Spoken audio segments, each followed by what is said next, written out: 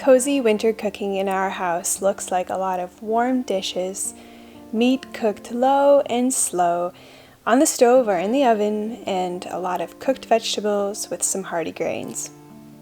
I find that I'm cooking lots of one-pot meals, and I keep staples on hand to be able to make some easy, quick meals this winter season.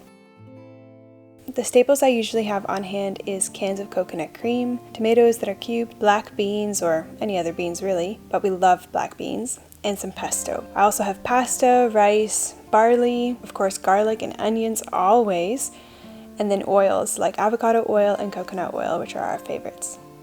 Some of this we grow in our garden, like the tomatoes and pesto, but some years are not as good as others, so I've always got some extra cans kicking around just in case. And then I almost forgot to mention my favorite part, which is the pumpkins and potatoes this season. After growing all summer long, we get to enjoy them throughout the fall and winter. And then I always use my trusty cast iron pot. I've also got a pan, but I love the pot for these winter cozy meals. Now my meal planning pretty much just consists of picking what kind of meat I'm going to make. And then I have these staples on hand so that I can quickly whip up whatever kind of dish I'm craving that day. And I feel really privileged because most of the meals are sort of what I feel like eating that day, and the family just shares in the meal.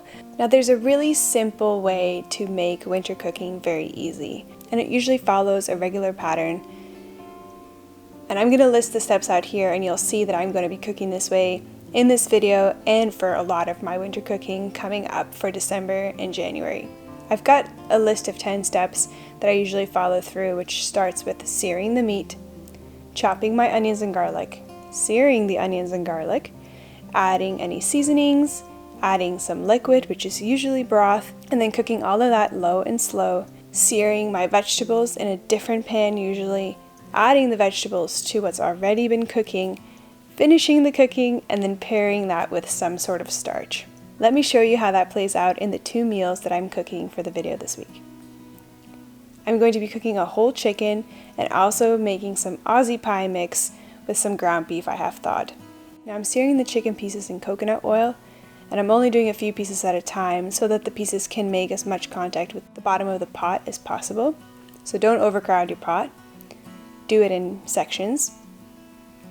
And now while that's searing, I'm going to be chopping the garlic and pulling some of the vegetables together.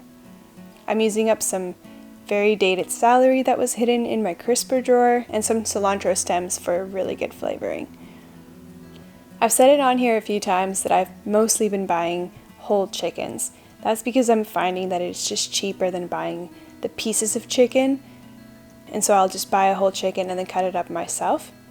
Once the chicken is done, I'm removing it from the pot, and then I'm going to let the vegetables sear, starting with the celery because it's thicker, and then I'm adding the garlic and the cilantro in afterwards. Once those are done searing, I'm adding the chicken back into the pot and then opening a can of coconut cream and adding that to the pot. And this organic coconut cream is so thick, I love to cook with it. Sometimes I like to cook the whole chicken in the oven, but lately I have been enjoying cooking it up into pieces and then cooking it in a flavorful sauce. I find this makes chicken super moist and totally tasty.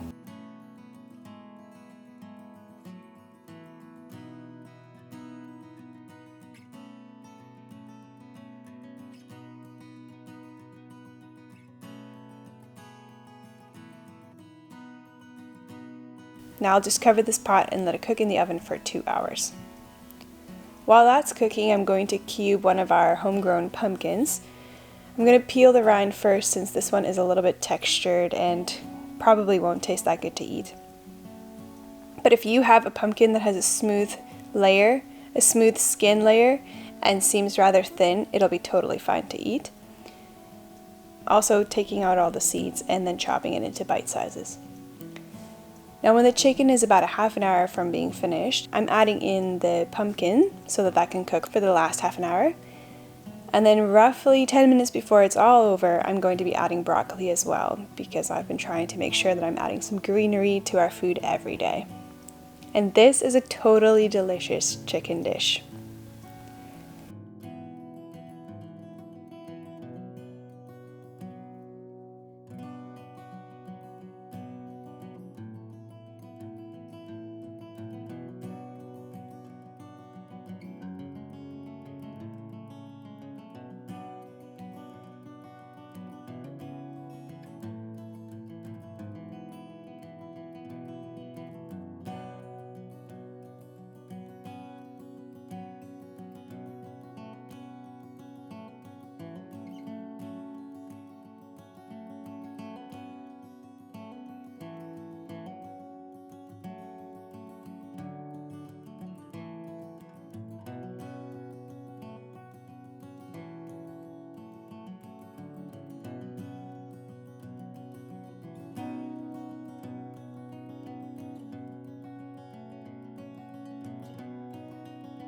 Next, I'm going to be making the ground beef.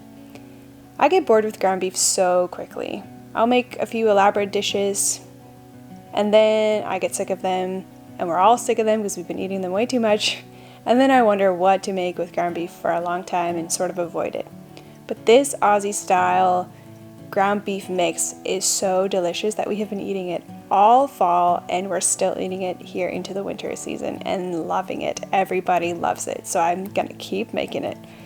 I start by peeling and cubing a russet potato, and I'm peeling this potato only because the skin is a little harder on these russet potatoes and won't taste that good to eat. But normally we leave our potato skins on. Now while that potato cooks, I'm chopping some garlic and onions and mixing my spices. And this recipe is well spiced, so you're going to want to go over to mountainvalleyrefuge.com and print off this recipe. Follow the steps to mix all of the spices together. In a separate pan, brown the meat and then make room to saute the onions on the side. Add in the garlic near the end so that can sear for just a short time so that it doesn't burn. And then add all of those delicious spices and some broth. Bring it up to a simmer and then mash your potatoes.